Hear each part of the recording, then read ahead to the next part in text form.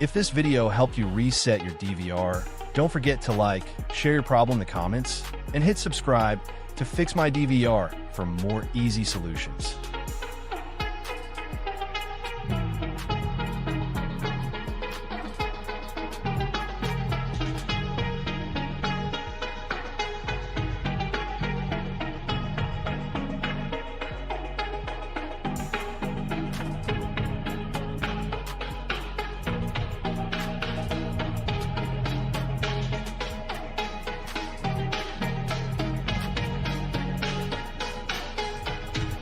If this video helped you reset your DVR, don't forget to like, share your problem in the comments, and hit subscribe to Fix My DVR for more easy solutions.